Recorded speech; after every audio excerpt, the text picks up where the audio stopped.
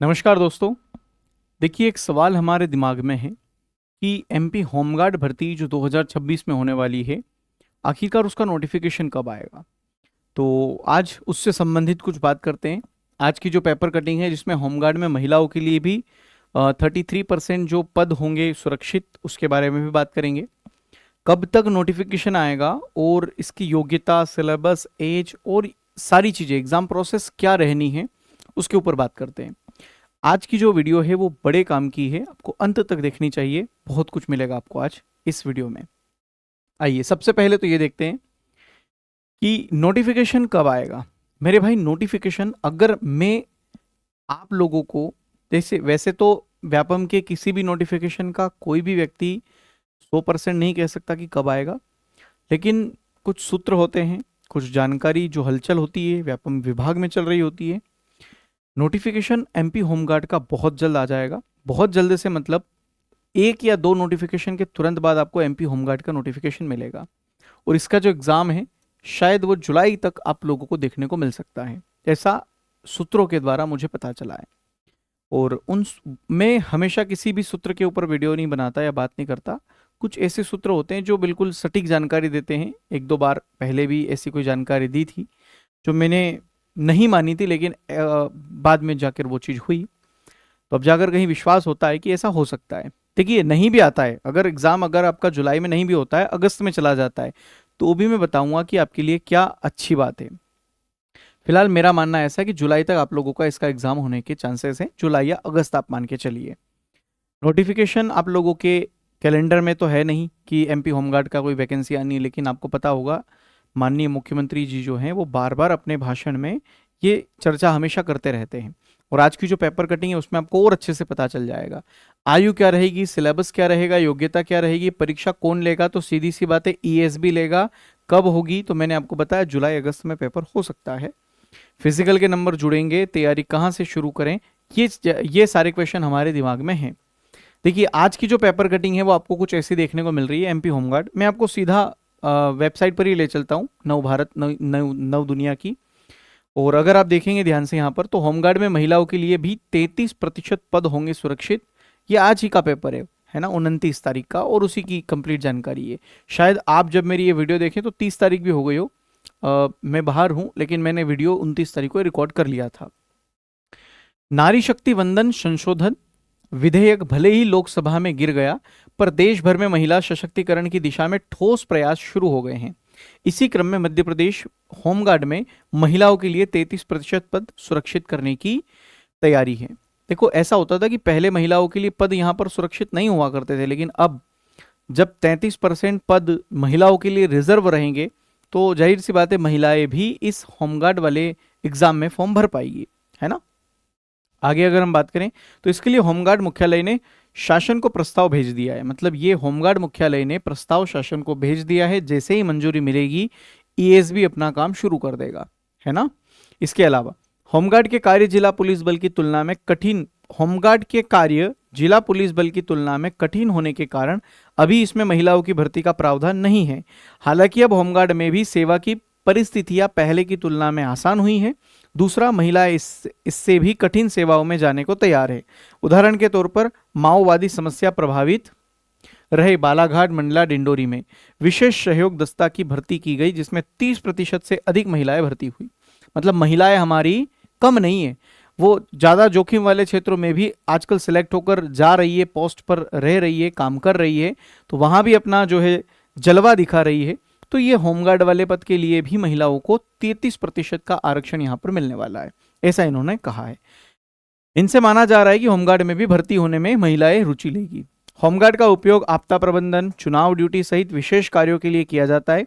नव दुनिया ने 19 अप्रैल को समाचार प्रकाशित किया था, एसएएफ और होमगार्ड में महिलाओं की भर्ती का प्राविधान नहीं।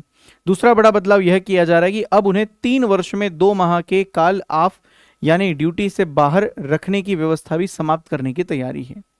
कुल मिलाकर इस पेपर कटिंग से हमें यह समझ में आता है कि भैया, कहाँ गया, ये रहा, कि अब जो है होमगार्ड में भी महिलाओं के लिए 33% पद जो हैं वो सुरक्षित रहेंगे। अब ये बात कि सर ये वैकेंसी आखिरकार कब आ रही है, क्योंकि हम काफ़ी टाइम से इसके बारे में सुन रहे हैं, सोच रहे हैं। देखिए, आपके कैलेंडर के हिसाब से व्यापम कभी नहीं चलता है, मैं आपको पहले भी बहुत सी बार ये बातें बता चुका हूँ। तो कैलेंडर के आप अनुसार ये मत मानिए कि जो उसने मंथ दिया है या रिजल्ट आने का डेट दिया है, मंथ दिया है, वहाँ पर रिजल्ट और नोटिफिकेशन आएगा। पता नहीं साल भर में कितने ही बार कैलेंडर अपडेट होते हैं, चेंज होते हैं, और बीच बीच में कुछ वैकेंसियाँ जुड़ जाती है। जो सबसे ज़्यादा प्रायोरिटी में रहती है वो बीच में आ जाती है, बिना कैलेंडर के भी आ जाती है। ठीक है, तो ऐसा आपको कोई आश्चर्यजनक बात नहीं होगी कि आपको पता ही नहीं है कि होमगार्ड आ जाए। अब आपके पास अच्छी बात यह है कि होमगार्ड वैकेंसी के लिए समय मिला हुआ है अभी आपके पास। और मैं होमगार्ड के बारे में अब जो आपको जानकारी दे रहा हूं कि आपको क्या क्या चाहिए, क्योंकि इससे पहले भी बहुत सी बार मैंने होमगार्ड के ऊपर बात की है, और होमगार्ड के ऊपर लगभग हर बार न्यूज़पेपर में आपको देखने को मिला है होमगार्ड के 5,000 पद पर भर्ती ऑनलाइन परीक्षा होगी, होमगार्ड के 5,000 पदों पर भर्ती ऑनलाइन परीक्षा। इसके अलावा देखिए, सिंहस्थ को लेकर सीएम ने की घोषणा होमगार्ड की। इसके अलावा अगर देखें तो होमगार्ड राष्ट्र की अंतर्राष्ट्रीय सुरक्षा में शिल्पकार डॉक्टर यादव, यहाँ पर भी इन्होंने होमगार्ड से संबंधित बात की थी कि सिंहस्थ के लिए 5,000 से भी होमगार्ड की भर्ती होगी। इसके अलावा सिंहस्थ और महाकाल मंदिर में 5,020 सैनिकों की भर्ती होगी, है ना। तो ये सारी चर्चाएं चलती रहती थी, और उसके बाद अब कुछ सूत्र, कुछ जानकारी ऐसे कहती है कि आगामी कुछ महीनों में आपके होमगार्ड की वैकेंसी जो एग्जाम है वो हो जानी है। अच्छा, आप कितना तैयार है उसके लिए, क्या आप इसके लिए एलिजिबल हैं, पहले वो देखते हैं। शैक्षणिक योग्यता की बात करें तो 10वीं पास, अगर आप 10th पास हैं तो आप इस एग्जाम के लिए एलिजिबल हैं। अगर आप एसटी से हैं तो 8th पास भी होंगे तो चलेंगे।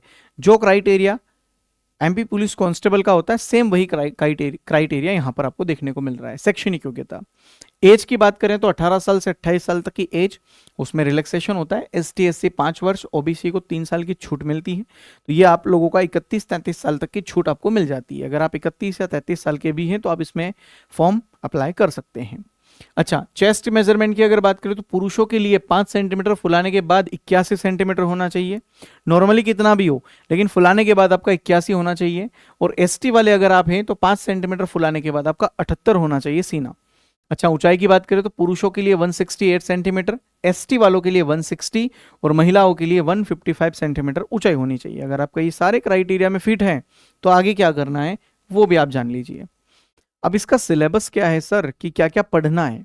जो चीज़ आप एमपी आबकारी के लिए पढ़ते हैं, जो एमपी पुलिस कांस्टेबल के लिए पढ़ते हैं, जो एएसआई के लिए पढ़ते हैं, वही सारी चीज़ें आपको यहाँ पर भी देखने को मिलेगी। वही मैथ्स, वही रीजनिंग, वही जीके सीए, वही करंट, वही आपका साइंस।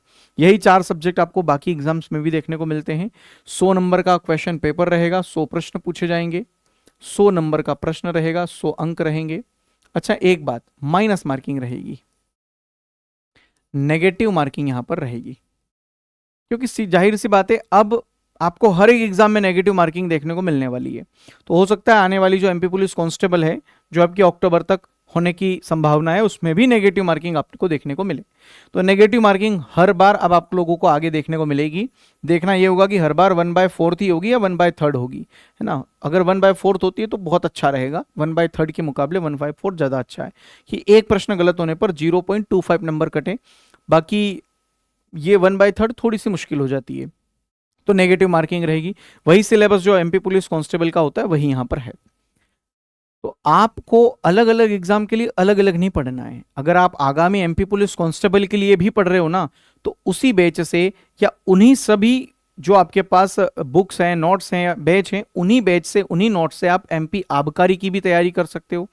एमपी जो आपका होमगार्ड भर्ती आई है उसकी भी तैयारी कर सकते हो। उन्हीं से आप एएसआई की भी तैयारी कर सकते हो। अभी आगामी वापस से एएसआई एग्जाम, ऐसा एग्जाम वापस से आ रही है, तो इनकी भी तैयारी आपकी उससे होगी। नोटिफिकेशन कब तक आएगा, एग्जैक्टली डेट तो कोई नहीं बता सकता, लेकिन मैं आपको बता रहा हूं। आप ये मानकर चलिए, अभी चल रहा है आपका मई, शुरू हो गया है, तो मई, जून, जुलाई, 3 महीने आपके पास सफिशिएंट है। आप कम से कम 3 महीने अगर आपके पास है तो आप इन 3 महीने में बढ़िया तैयारी में लग जाइए, क्योंकि 3 महीने में कभी भी आपका नोटिफिकेशन आ जाए और एग्जाम भी हो सकता है। हो सकता है कि आपको अगस्त में इसका पेपर हो भी जाए, मिल जाए। वही आपको 30-40 दिनों का समय दिया जाता है व्यापम द्वारा, और वही 40 दिन में आपको करना है। तो ऐसा कोई ज़रूरी नहीं कि अभी नोटिफिकेशन मई में नहीं आ सकता या जून में नहीं आ सकता, कभी भी आ सकता है। 1 महीने बाद पेपर ले लेगा ये। तैयारी पहले से आप रखिए, क्योंकि जो चीज़ आपको पता है कि भाई ये आनी है तो उसकी तैयारी कंटिन्यू करिए। इसके लिए कोई अलग से कोर्स खरीदने की जरूरत नहीं है। मैं ये कह रहा हूं आपके पास जो अवेलेबल है आप उससे पढ़िए। अगर आपके पास कोई कोर्स नहीं है तो फिर आप कोई भी कोर्स ले सकते हैं, कांस्टेबल का ले सकते हैं जो आगामी आ रही है, वरना हमने एमपी होमगार्ड का अलग से कोर्स बना रखा है, वो ले सकते हैं। व्यापम फाउंडेशन का ले सकते हैं, व्यापम की अलग अलग एग्जाम्स के लिए। तो ये आप पढ़ सकते हैं, क्योंकि तैयारी अगर अभी से शुरू करोगे ना, तब जाके मुझे लगता है कहीं ना कहीं 3 से 3.5 महीने में आप तैयारी बेहतर कर पाओगे। और भले ही नोटिफिकेशन 1 महीने में आए या 2 महीने में आए, लेकिन आपकी तैयारी तब तक बेहतरीन हो जाएगी। ये भले ही 30 दिन में पेपर ले, आपको वो 30 दिन बोनस में मिलेंगे, एक्स्ट्रा प्रैक्टिस के लिए भी दिन मिल जाएंगे, है ना, जैसा अभी वन रक्षक में हुआ है। परीक्षा कौन लेगा? ईएसबी लेगा, एप्टेक पैटर्न के क्वेश्चंस पेपर यहाँ पर आपको मिलने वाले हैं। फिजिकल के नंबर जुड़ेंगे, तो ये नोटिफिकेशन आएगा जब, तब आपको पता चल जाएगा कि फिजिकल के नंबर एमपी पुलिस कांस्टेबल में 50-50% होता है, वैसे ही जुड़ेंगे, या फिजिकल खाली क्वालिफाई रहेगा और आपका रिटर्न के नंबर से ही आपका फाइनल मेरिट बनेगा। तैयारी कहाँ और कैसे करें, तो इसके बारे में बता चुका हूँ। परफेक्शन अकेडमी का आप कोर्स परचेस कर सकते हैं, जहाँ पर एमपी होमगार्ड भर्ती से संबंधित पूरा कोर्स हम लोग लाइव पढ़ा रहे हैं। बहुत बेहतरीन तरीके से ये कोर्स लाइव चल रहा है, जिसमें एमपी पुलिस कांस्टेबल, एएसआई, आबकारी और तमाम एग्जाम्स जितनी भी अभी हुई है एप्टेक पैटर्न पर, उन सभी के क्वेश्चंस को भी हमने टॉपिक वाइज आप लोगों को इस कोर्स के अंदर सॉल्व करवा रखे हैं।